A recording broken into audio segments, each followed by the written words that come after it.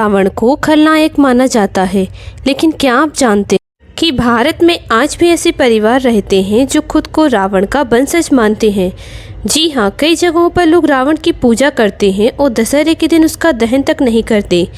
आज की इस वीडियो में हम आपको बताएंगे रावण के वंशज कहाँ रहते हैं, उनकी परंपराएं क्या हैं और क्या वे रावण को कैसे देखते हैं। लेकिन इससे पहले जानते हैं दशहरे से जुड़ी कुछ रोचक जानकारियाँ।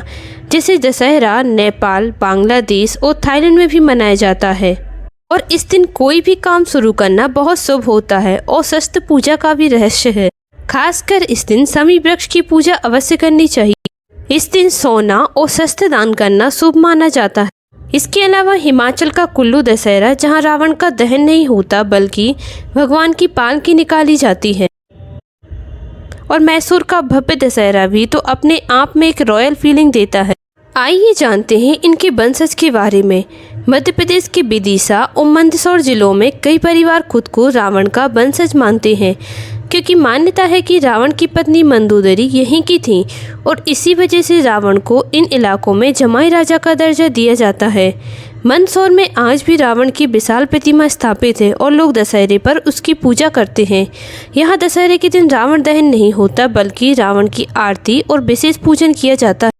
मध्य प्रदेश के अलावा राजस्थान और कर्नाटक के कुछ इलाकों में भी ऐसे समुदाय पाए जाते हैं जो रावण को पूजते हैं। इनमें से कुछ खुद को लंकापति रावण का सीधा वंशज मानते हैं। कहते हैं कि इन परिवारों ने पीढ़ी दर पीढ़ी रावण के वंश की परंपरा को आगे बढ़ाया है।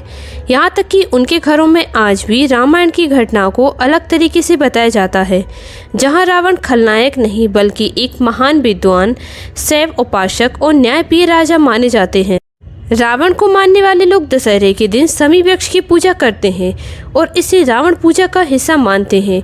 उनके मुताबिक रावण सिर्फ एक योद्धा नहीं थे बल्कि ज्योतिष, आयुर्वेद और संगीत का भी महान ज्ञाता थे।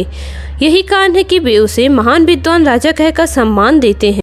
यही नहीं, कुछ जगहों पर तो नए कार्य की शुरुआत से पहले रावण जी का नाम लिया जाता है ताकि सफलता मिले।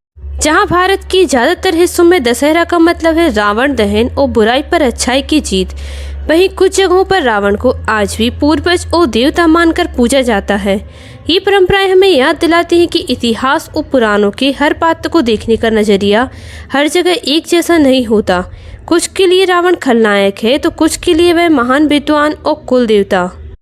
रामलीला का सबसे पुराना और ऐतिहासिक मंचन वाराणसी के रामनगर में होता है, जिसे यूनेस्को ने भी इंटेंजिबल हेरिटेज माना है। नेपाल में दशहरे को दशई कहा जाता है, जहां बुजुर्ग लोग बच्चों को टीका और जमारा यानी धान की पत्तियां लगाकर आशीर्वाद देते हैं। वहीं महाभारत के अनुसार पांडवों ने अपने हथियार समी वृक्ष में छुपाए थे और विजयादशमी पर उन्हें निकाला था, इसीलिए इस दिन समी वृक्ष की पूजा होती है। पुराने समय में राजा महाराजा युद्ध शुरू करने के लिए इस दिन अपने शस्त्रों और रथों की पूजा करते थे। आज भी लोग हथियार, गाड़ी और मशीन की पूजा करते हैं। रावण के 10 सिर काम, क्रोध, लोभ, मोह, मद, मत्सर, अहंकार, ईर्ष्या, भय और अन्याय के प्रतीक माने जाते हैं। भारत में सबसे बड़े रावण पुतले दिल्ली, अमृतसर और बाराबंकी यूपी में हर साल 100 फीट से भी ऊंचे रावण के पुतले बनाए जाते हैं।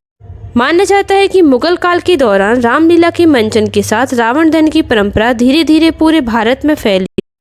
बंगाल और पूर्वी भारत में दशहरा माँ दुर्गा की विजय के रूप में मनाया जाता है। कथा है कि महिषासुर नामक राक्षस ने तीनों लोकों में आतंक मचा दिया था। देवताओं ने मिलकर शक्ति स्वरूपा दुर्गा माँ की रचना की। नवरात्रि के 9 दिनों तक माँ दुर्गा ने महिषासुर से युद्ध किया और 10वें दिन उसका वध कर दिया, इसीलिए इसे विजयादशमी कहा जाता है। आपकी इस विषय में क्या राय है, हमें कमेंट में जरूर बताइएगा। वीडियो पसंद आए तो वीडियो को लाइक, शेयर कर, चैनल पर नए हैं तो चैनल को सब्सक्राइब करना ना भूलिएगा।